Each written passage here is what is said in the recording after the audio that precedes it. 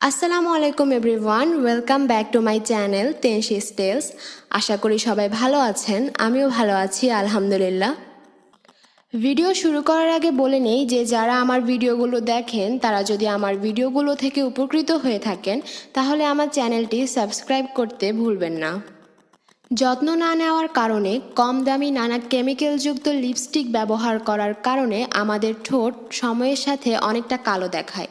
তাছাড়া ডিহাইড্রেশনের কারণে শীত ছাড়াও বছরের বাকি সময় ঠোঁট শুষ্ক থাকতে দেখা যায়, ফলে ঠোঁটের চামড়া ওঠা সহ ঠোঁট অনেকটা কেকি দেখায়। আজকের এই ভিডিওতে আমি আপনাদের জন্য নিয়ে এসেছি একটি DIY লিপ স্ক্রাব। এটি খুব অল্প কিছু ইনগ্রেডিয়েন্ট দিয়ে আপনি নিজের বাসায় ইজিলি বানিয়ে নিতে পারবেন। এই লিপ স্ক্রাবটি সপ্তাহে 3 থেকে 4 দিন ইউজ করলে এটি আপনার ঠোঁটের কালচে ভাব দূর করে ঠোঁটকে সফট আর পিঙ্ক করতে সাহায্য করবে। তবে স্ক্রাবটি ব্যবহারের পর একটি ভালো লিপ বাম ইউজ করতে হবে। আপনারা চাইলে আমি একটি DIY লিপ বাম আপনাদের সাথে শেয়ার করব, তাই কমেন্টে আমাকে জানান যে আমি শেয়ার করব কিনা। তাহলে আর বেশি কথা না বাড়িয়ে ভিডিও শুরু করা যাক।